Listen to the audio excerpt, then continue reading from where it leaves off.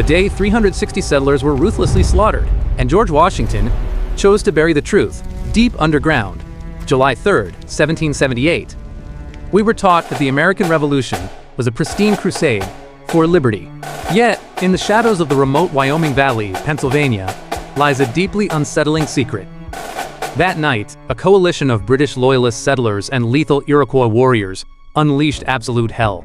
This was no heroic battlefield clash. It was a systematic human manhunt. 360 men, women, and children, desperate and unarmed, were cornered. Their rustic log homes and entire farmlands were reduced to smoldering ash. The sheer brutality defied imagination. Torn scalps and mutilated bodies scarred the frontier. When reports of the slaughterhouse reached the Continental Army headquarters, panic erupted. George Washington, the unwavering paragon of military virtue, stared into an abyss. He knew that if the public witnessed the raw horror and the utter vulnerability of their borders, the moral authority of the revolution and the support of the colonists would collapse within hours. Facing an imminent public relations catastrophe, Washington made a chilling decision. Ruthless pragmatism took over.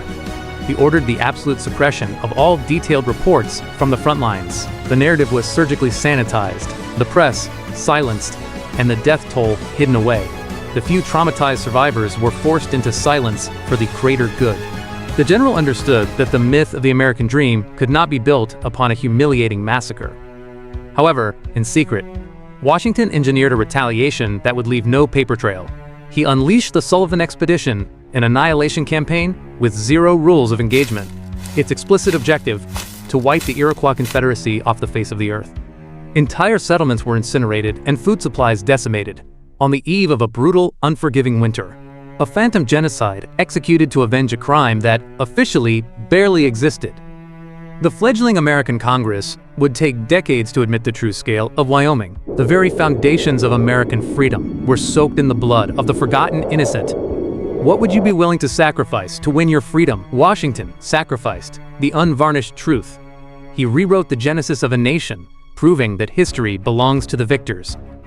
The untouchable founding father was also the architect of a flawless foundational cover-up. What do you make of this?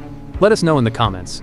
If history moves you as much as it does us, subscribe to The Day Changed Everything, so you never miss an event that reshaped the world.